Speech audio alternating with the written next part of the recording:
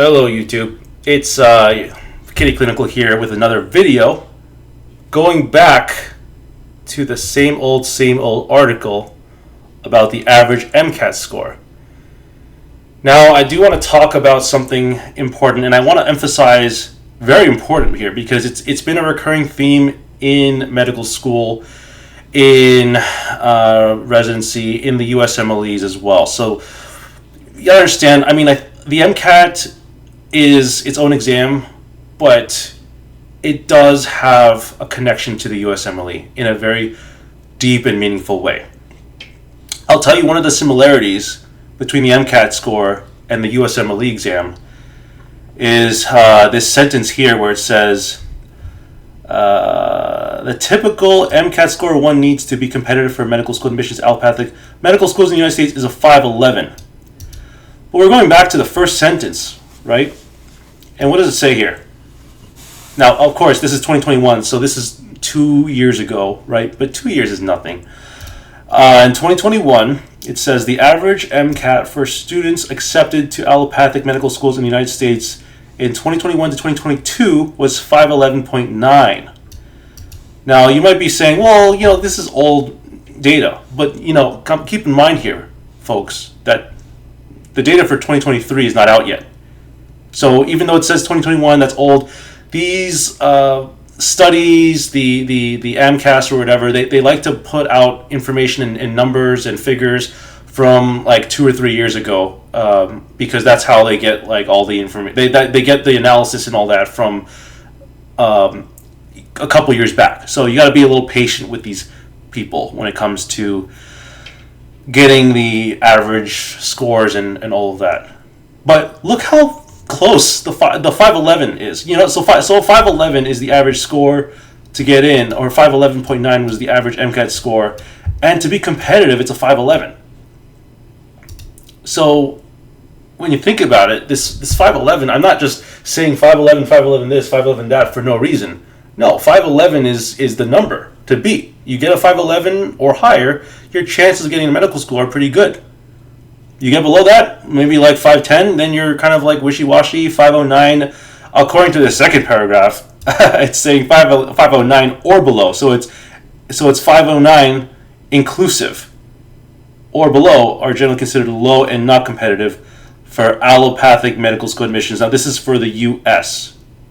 Admissions. So the U.S. has their own category of MCAT scores. The Caribbean or the foreign graduates have their own metric as well. They like to study that number as well.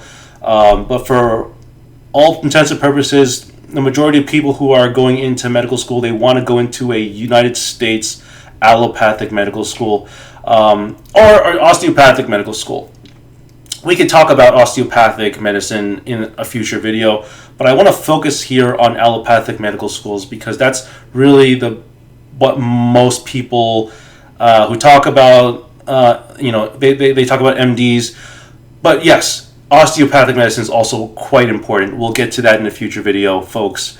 But the point here is average is good.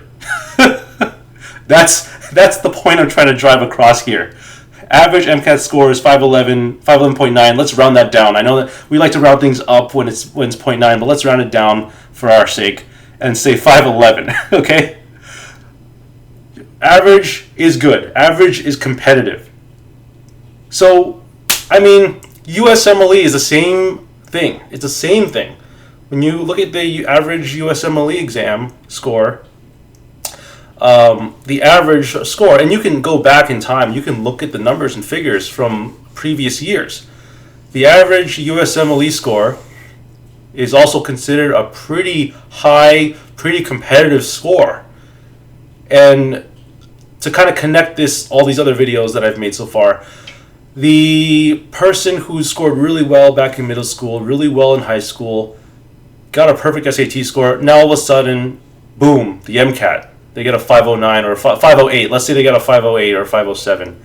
I don't even know. I don't know. Maybe that's considered too good. Like, the MCAT is a very hard exam, and I don't think that people who are not studying for the MCAT really understand how hard it really is.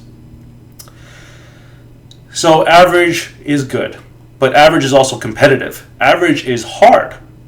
Average is not average. Because the average person is not going to be a doctor. I guess is kind of what the message here is, right? Because that's what they're saying. A 511, that's what the significance of a 511 is that competitive means average, right? And that's not something that you see in other exams like the SAT. I guarantee you, average SAT score is not the same thing as competitive when it comes to like the proximity of the two numbers, the average SAT score and the what is considered competitive SAT score. So just something to think about. And you can go back in time, like I said before, and you can see the numbers and figures for the USMLE. It's all the same. Average score. You take the test, you're below average. If you can get like, maybe if you're in the 50th percentile is average, right? If you can get 49th percentile, you're still looking pretty good. 40th percentile, you're still okay, I guess. But when it comes to like failing, it's crazy. Because failing, I mean, that's going to be its own separate video. And I'm sure a lot of people who are watching Kitty Clinical will be very interested to know about failures. Because a lot of doctors, as you may or may not already know, a lot of doctors already fail. They fail a lot. But it's about how you pick yourself up and get back into shape and go back and it's like you take 2 steps back, you take 3 or 4 steps forward.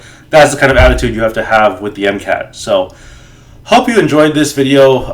Let me know in the comments down below if you have any questions about anything.